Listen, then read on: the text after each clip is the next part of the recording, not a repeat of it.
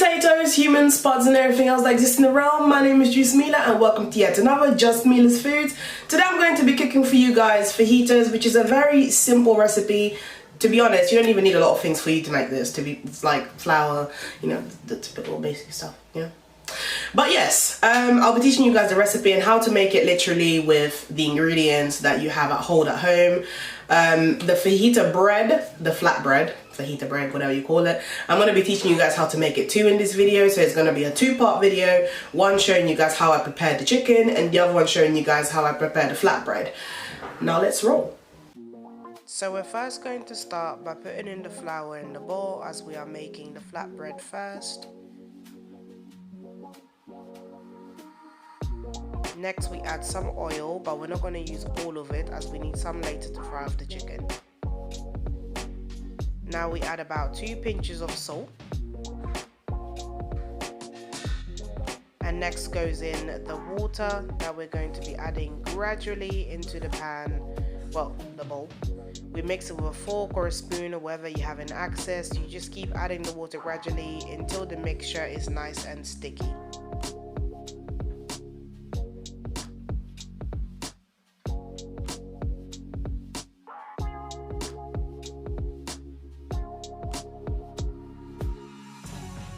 The next step is for us to begin cutting the vegetables. I know this looks a bit dangerous, you know, I cut my vegetables a little bit funky, but everybody has their ways and their methods to cut their vegetables.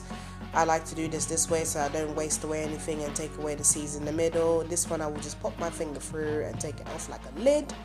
And you know, that's my second of technique for me to be able to chop my vegetables.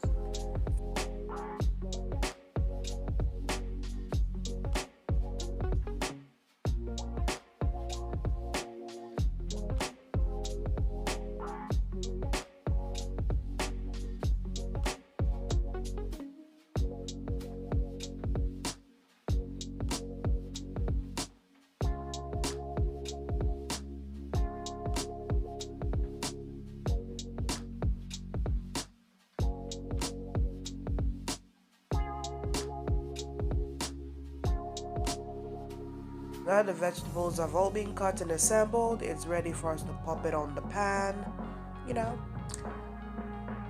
Remember that little bit of oil that we had earlier? We're gonna pop this on the pan for us to fry off the chicken.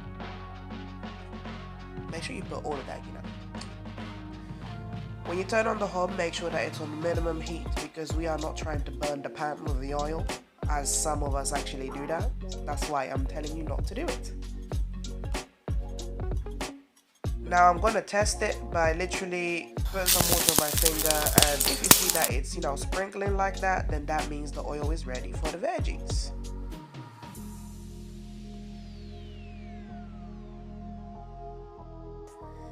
Now that the pan is nice and hot, we've added the vegetables and we're just going to mix it about. And now we add in those chicken breasts which I pre-seasoned with garlic earlier.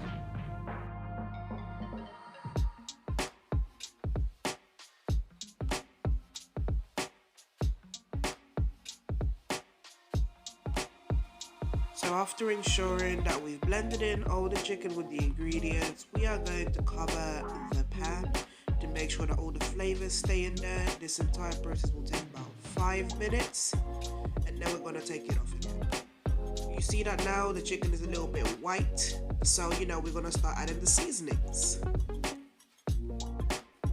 In this occasion, the seasonings I'll be using is a Knorr chicken stock cube and a homemade seasoning that I actually made with sea salt, dried tomato and pepper, which is what I like to add. I can show you guys one day a video of how I made my own seasonings, but yes, that's the seasoning that I use in this occasion. If you don't have your own seasoning mix, you can just add whatever, or just the fajita mix, which is what I'm about to add now.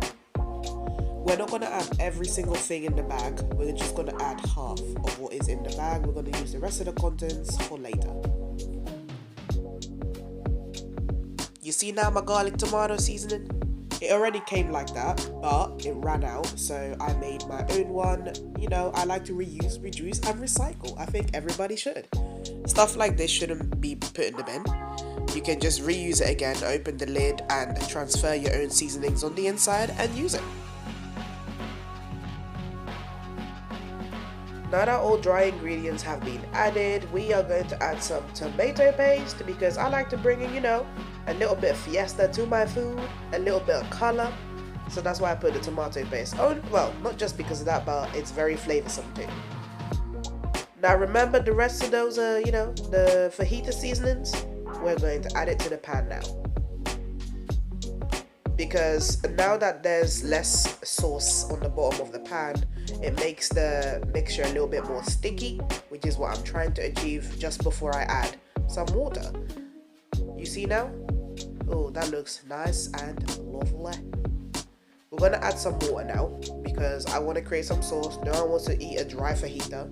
And, I recommend. If you like dry fajita, then go ahead. But I recommend you to add some water so you can have some juices. Something that you can wipe the fajita bread thing with. Not wipe, but you know what I mean.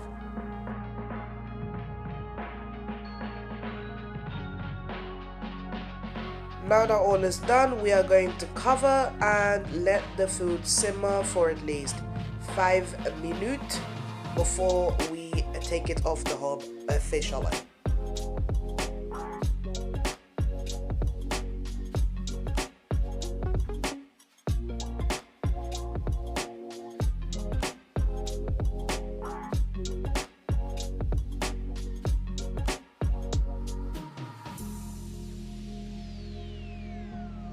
Now that we've allowed the fajita mix from earlier to set, it's time for us to begin the preparations to roll this out. So we're going to grab some flour and just sprinkle it on your worktop. Make sure that it covers the entire thing, or at least like a little bit, because the mixture is going to be sticky. Warning. Now I've taken off the lid. You can see what the mixture looks like. It has to be like this, bubbly, juicy, and it needs to look like a thick salsa on the bottom of your pan. Now make sure you don't burn it now. When rolling out the flatbread, make sure that you try to get it as flat as you can. Now I know it's going to stick to the rolling pin, so just be careful. This is my second one that I'm making right now, and you see it is super flat. But I think this one ended up being a tad too big for my pan. As you can see, it's a very small frying pan. Make sure that you are generous with the quantity of olive oil that you apply to the pan, and you just pop it on there and wait for it to cook. It takes about 2 minutes, but the moment you start seeing the bubbles on the top, that means it's ready to turn it around. It works a little bit like a pancake, really, but just be careful that you don't end up burning it. Now, when flipping the actual flatbread, I use my fingers, but I do not recommend you use your fingers because this is very hot and the oil is literally burning, piping hot. Now, as a side to my dish, I'm going to teach you guys a bonus video. I'm going to show you guys how to make cebolla picada, which is a very nice little touch to your fajita. All you need is onion, peppers, and tomato, and a lime. Literally. I know that watching me, chop my vegetables, it's giving you, making you feel some kind of way. But I've been doing this for a very long time and I'm very careful. And this is just how I cut. But I don't recommend you cut it like this though. Be careful.